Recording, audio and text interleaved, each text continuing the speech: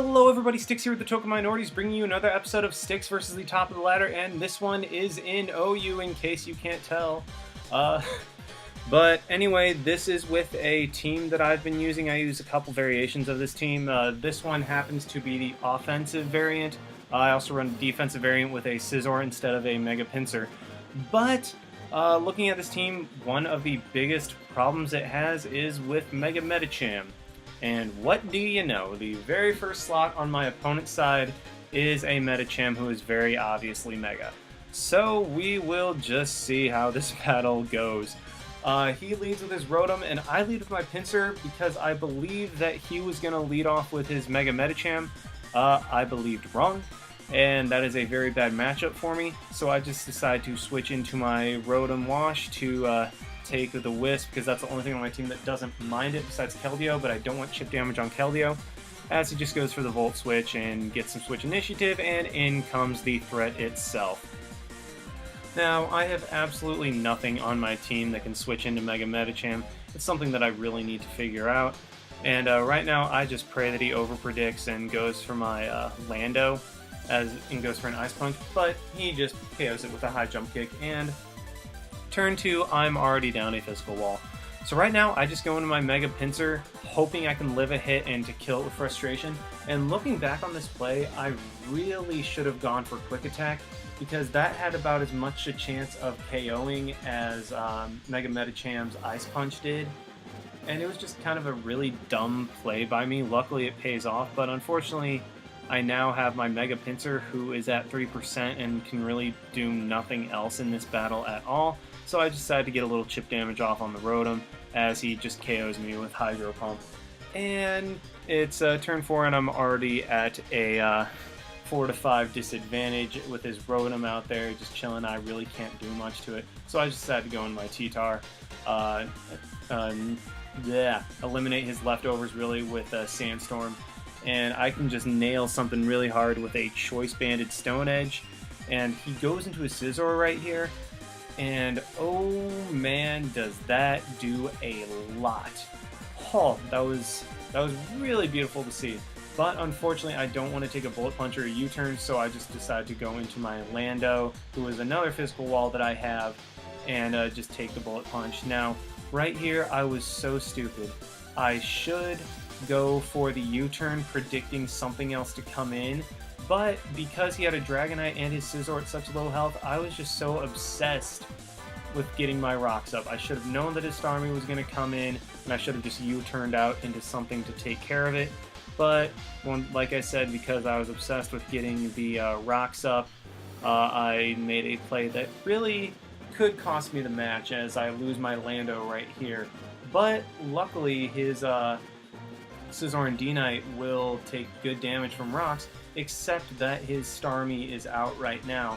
And so I'm going to go into my T-Tar and trap it, as he obviously is just going to go for the Rapid Spin and get rid of rocks, as I kill it with Pursuit. But unfortunately, I completely wasted my Landorus right there by going for the rocks instead of the U-turn like I really should have.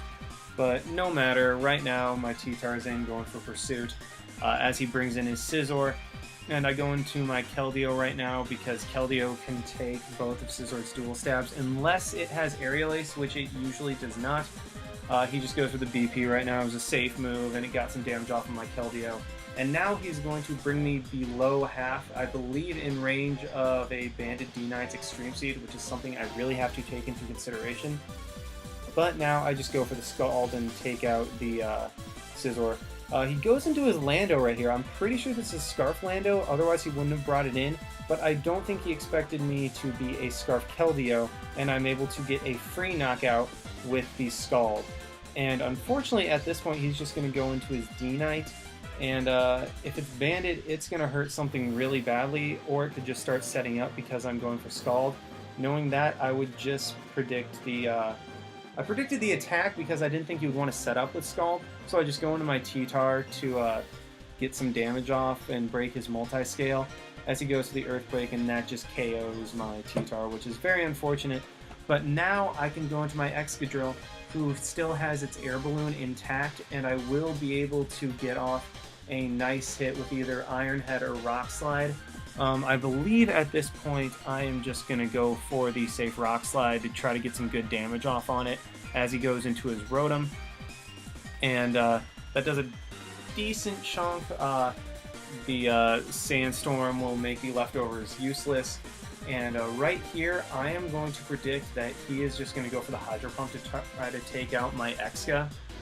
So I just send in my Keldeo as he goes for a Pain Split, which actually ends up being a little bit better for me.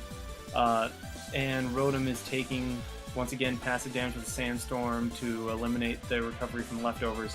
And he goes back into his D-Knight right here. I believe I just went for the Secret Sword to try to get enough damage off on the Rotom to where I could KO it with something from Excadrill. And the Sandstorm wears out, unfortunately, but I just go back into my Exca at this point because I know his D-Knight will have to lock itself into Outrage in order to KO me, in order to break my balloon, which means I can get a free hit off. And I want to pause it right here because at the damage Dragonite is at right now, a Rock Slide from an Adamant Excadrill should do minimum, I believe, 59.7. So the only way I could possibly lose this battle right now is if I get absolute minimum damage, and then his Dragonite would be able to clean up, or I miss with Rock Slide. But if I'm able to hit this one Rock Slide, I have the game in the bag because Excadrill's Iron Head will be able to do enough to the Rotom to where Keldeo will be able to take it out with Secret Sword or HP Electric. But as you can see right here, he goes to the Outrage, it'll break my balloon, easy 2-KO. But as long as I don't get absolute min damage, I can take out the Dragonite and probably win, except I get the absolute minimum damage. He is able to take me out with a with an Outrage. And right here, as long as I don't get the 2-turn Outrage, and he's obviously running Lum because I don't see anything else, as long as I don't get the 2-turn Outrage, Keldeo can come in, take it out with Secret Sword, and then maybe if I get a crit, I can take out the Rotom. But unfortunately, he does get the 2-turn Outrage, and he has the Lumberry, which will allow him to KO me with a +1 extreme speed, meaning that he will take the game. I mean, it was a great game. It came down to just a min damage roll right there. Rotom would not have been able to Pain Split up at all and recover any health because of how low my Exca was. And that was just really unfortunate last couple turns for me. But looking at his rating, he was at 913. At the time, I believe that was number 13 on the ladder. And almost had it, but unfortunately that's how it goes. I mean, sometimes you hack, sometimes you get hacked. But anyway, great game, dude. And yeah, thanks for watching, guys. Like, comment, subscribe, all that stuff. And this is Styx signing out. Why not? See you guys.